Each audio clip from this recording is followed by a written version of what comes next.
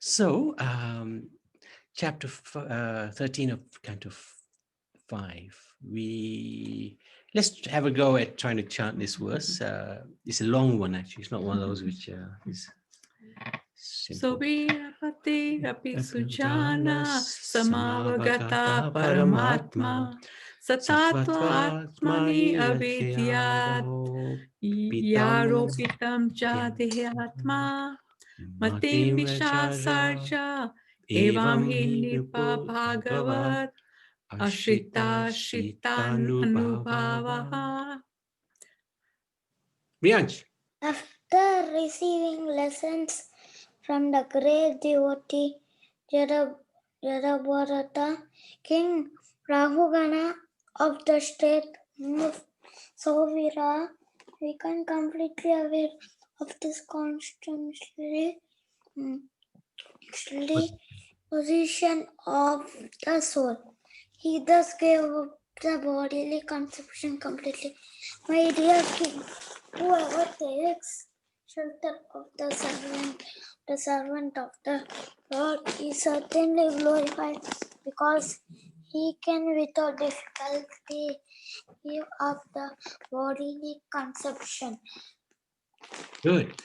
So this is right at the end of this chapter, and it's wonderful how he explains one who takes shelter of the servant, das nu das. And that's what we are, das nu das.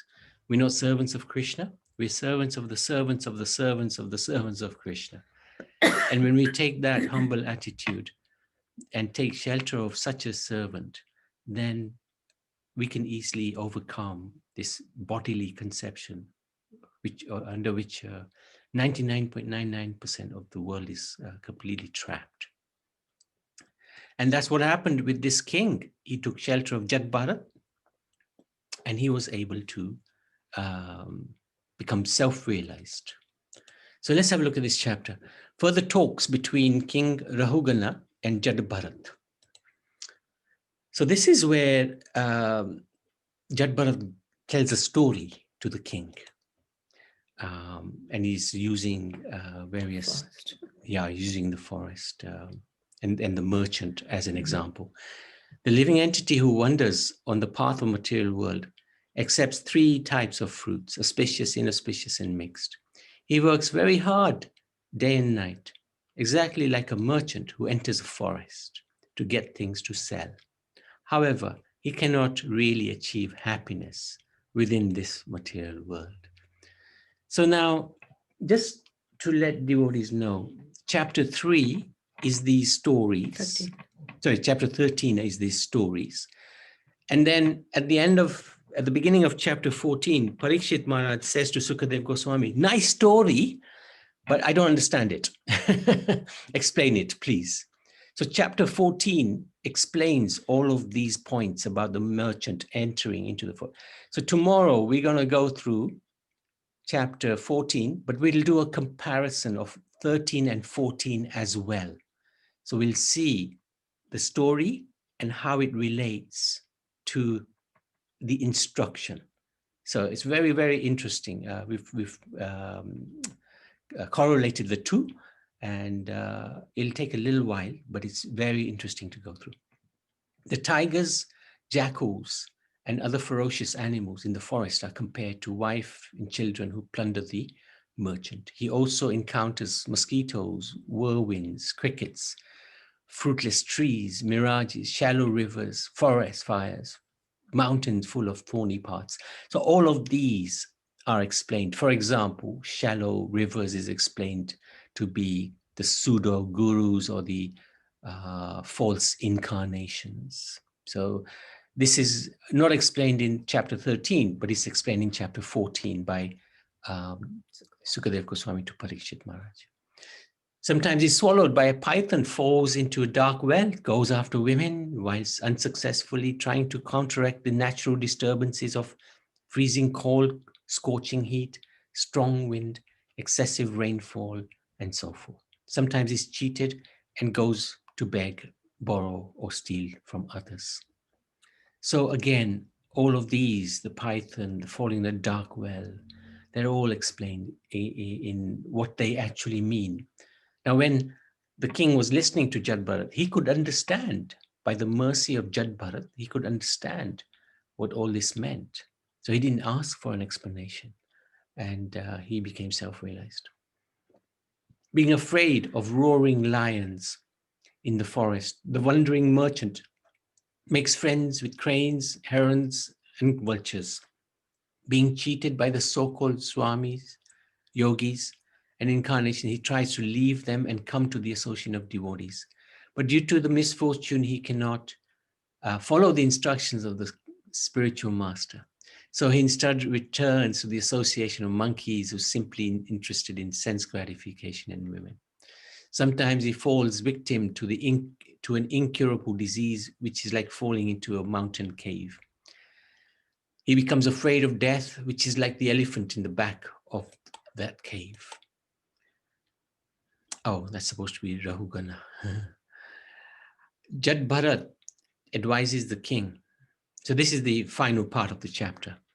He advises the king to give up attraction to sense objects and take up this knowledge of sword of knowledge, sharpened by devotional service. King Rahugana appreciates how by a moment's association with the great devotee, Jad Bharat, he is now free from argument, false prestige, false postage, and lack of discrimination. Jad Bharat forgives him and again begins to wander the world as before, the earth as before. The king understood the position of the conditioned soul. So this was that verse that we read. Whoever takes shelter of the servant of the Lord can easily give up the bodily conception. So, any questions? Yes, Riansh.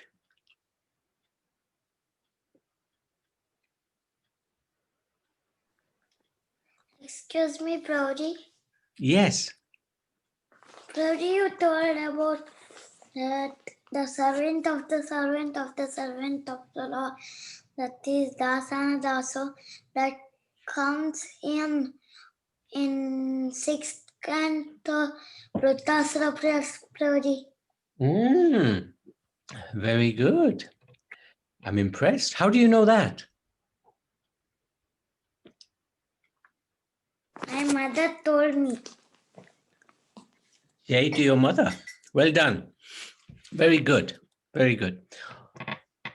That's right. Also, the 6 Goswamis have written that. Das to Das. Very nice prayer they've written. Mahaprabhu, yeah. Anybody else? Any questions, any comments on chapter 13? Now, I know Excuse me, Aruna. Prabhuji. Yes. Prabhuji, and I told now that Dasam Dasa. Can I tell one shloka? Yeah, go for it. Aham hare tava paraika mula dasana daso bhavatasmi boya manasmareta supate gunamste gunita vakarmakaro tukaya. Do you know the English?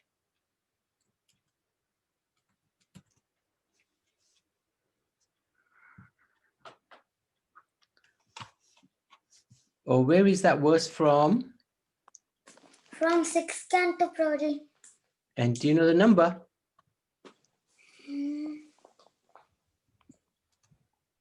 Prabhuji, can you wait once? You find it, let me know. So anybody else? Any Aruna? Thank you. You've read right up to the 18th chapter now, huh? Yeah, but do I remember everything? No. Actually, you've read probably the hardest chapters in the Bhagavatam. 16, 17, 18, these are all really tough chapters. Yes. Yes. And I'm looking for a volunteer to do those. I've been trying to bribe Jayanti. I promised her I'd keep her out of the kitchen for years, but she won't accept it. I'm not quite there yet. I have to read again to digest it. It's Yeah. a lot to digest. Yeah, there is a lot there. Mind blowing, some of the things. Mind blowing. That's right. Yeah. Every time I read it, it's mind blowing. Yeah. Let's go first. Prabhuji, Yeah. Prabhuji, I told now the shloka, Prabhuji, that is 6.11.24. Very good boy. That was. So let's read it. Yeah, nice, very good. So the verse says this: "O my Lord, O Supreme Personality of Godhead, will I again be able to be a servant of your eternal servants who find shelter?" Prabhuji, can I tell one second. Let me just read the verse. Riyan, just wait. Will I again be able to be a servant of your eternal servants who find shelter only at your lotus feet? O Lord of my life, may I again become their servant, so that my body may always think of your transcendental attributes. My words always glorify those attributes, and my body always engage in the loving service of your Lordship. Well done, Riaz. Fantastic. So this is the chapter is prescribed duties for mankind. Very good. Yes, sir. Actually, hang on. Aruna, did you want to say anything? No, only that. Okay. Yeah, I would like to join you to do that, but I have to read it lots of time and digest and discuss it with you. Then then Mataji can. No. Actually, I think to understand this, let's wait 2 or 3 years and we'll go to the TOVP and maybe then we can understand it. Maybe. Yeah. Because they're trying to replicate this in that temple. Yeah. Okay. Yeah, in Mayapur. Yeah. Okay. Yeah. Very interesting. Yeah. Anybody else? Any questions? Any comments? Yes, Rianch, what did you want to say?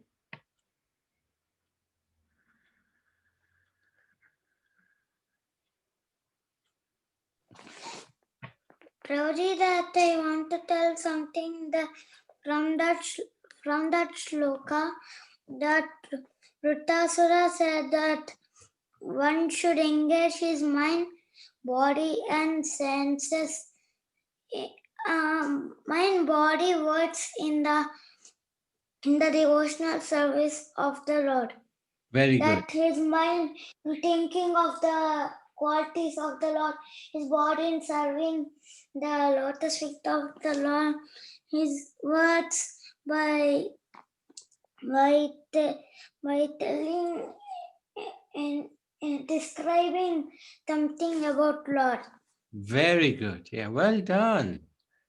Mind, body, and words. Yeah, that's good. Very good. So can I ask one thing to Riaz? When that verse, when it says, "O Lord, O Supreme Personality, God, will I again be able to be a servant of your eternal servants?"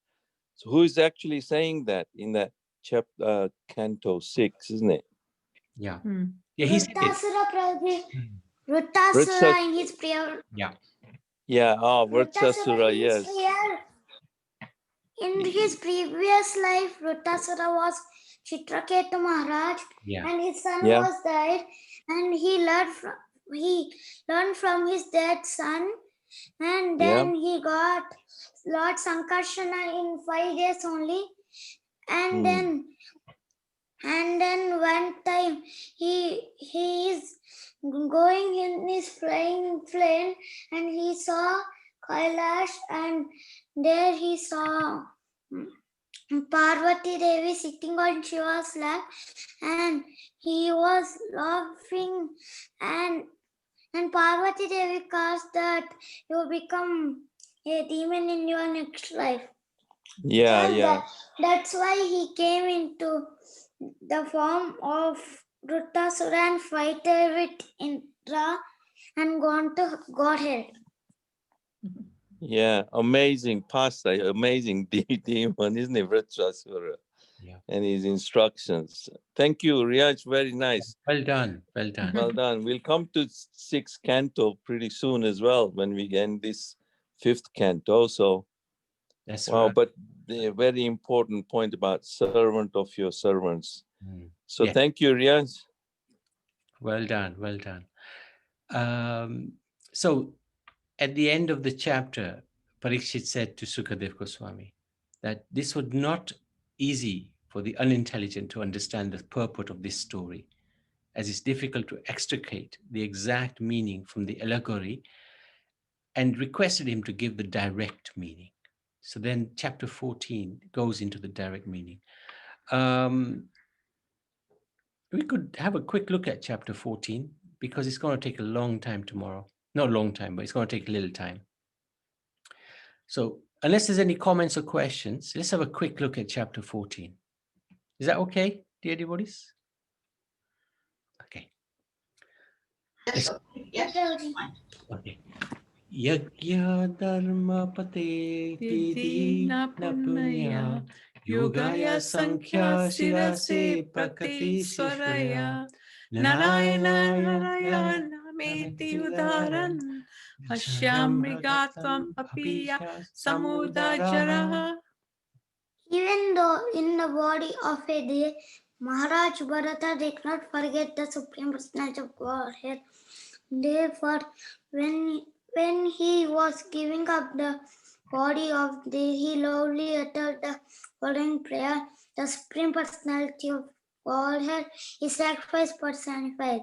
He gives the results of ritualistic activity. He is the protector of religious systems, the personification of mystic yoga, the source of all knowledge, the controller of the entire creation, and the super soul in every living entity. He is beautiful and attractive. I am quitting this body, offering obeisances unto him, and hoping that I may perpetually engage in his transcendental loving service. Uttering this, Maharaj Bharata left his body. This is extraordinary, absolutely extraordinary. He's got this prayer. He's got this prayer whilst he's leaving his body. He's Is it as a praying. deer? That's it. That's the prayer. Yeah, yeah. As a This is deer. no. As a Jat Bharat. As Jat Bharat. I'm just getting on the body of a deer. How did he do that? Oh yeah. I think it's a body of a deer, Prabhuji. Well done. Yeah, it was a deer. It wasn't okay, this. calm down. Okay. Thank you. So this chapter is titled "The Material World as the Great Forest of Enjoyment." So I'm gonna read it quickly through because tomorrow, I just give an idea.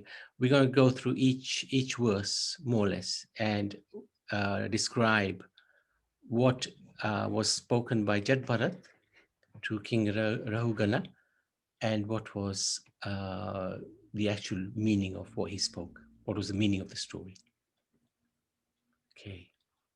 Sukadeva Goswami gives a direct meaning of material forest. The conditioned soul, being greedy, enters the world, material world, which is like a deep forest.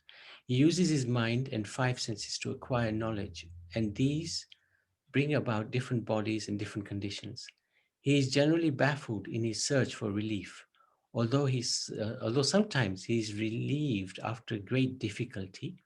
Sometimes the soul is interested in the yellow stool known as gold.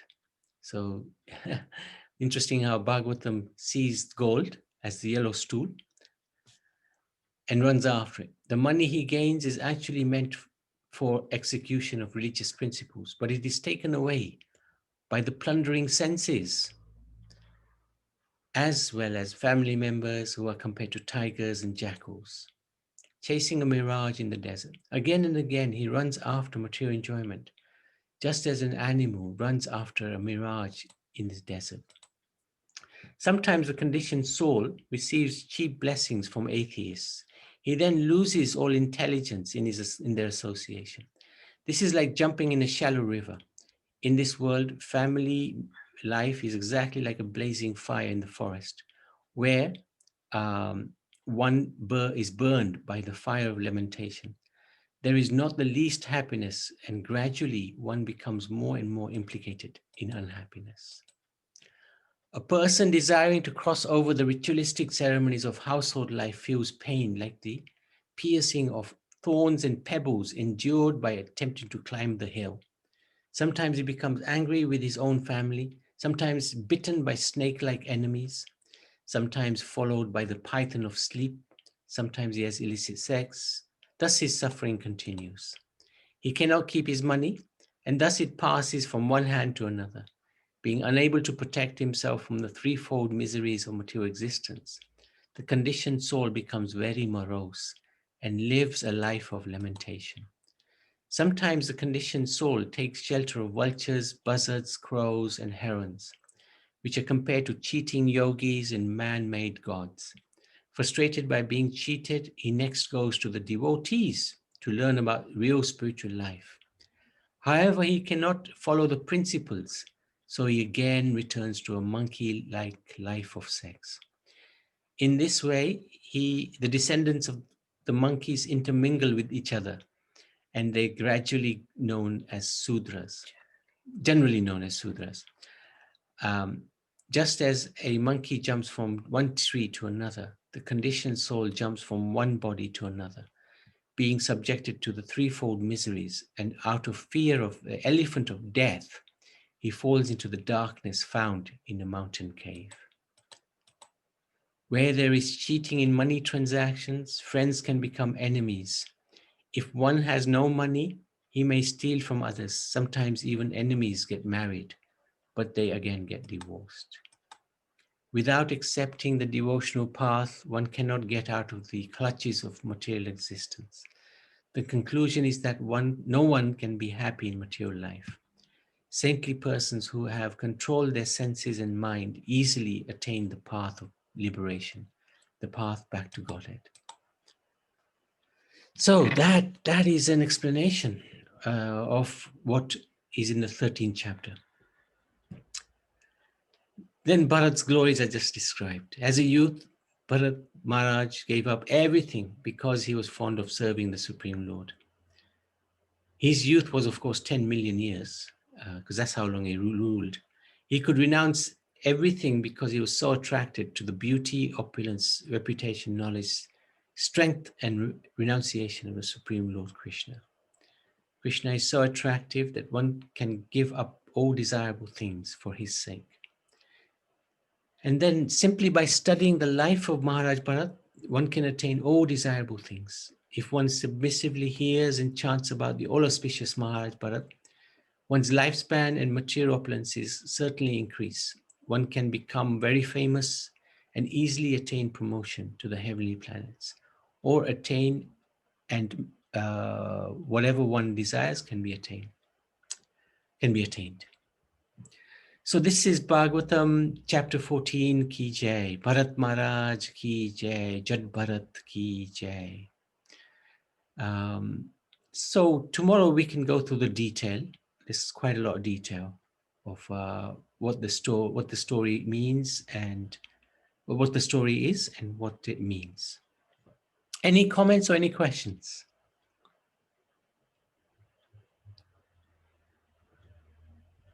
It's quite mind-blowing.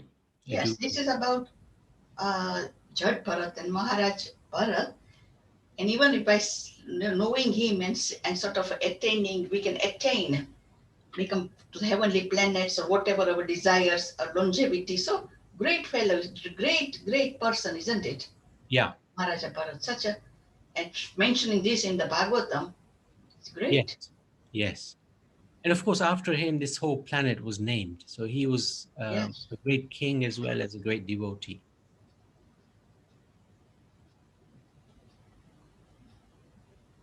And chapter 14 was very sort of eye-opener, isn't it? About what a soul does and activities and what one can do about it, devotional path and how to get out of the clutches of the Maya.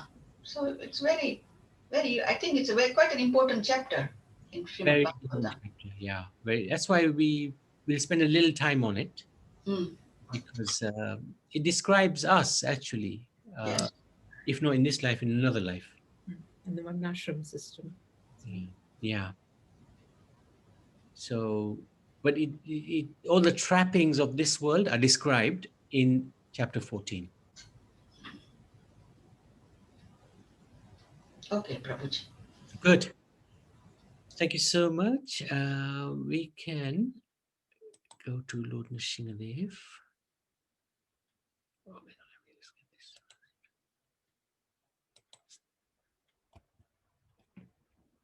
So we like to pray. Geeta, would you like to give us a quick summary of Mataji? How is she? Stop.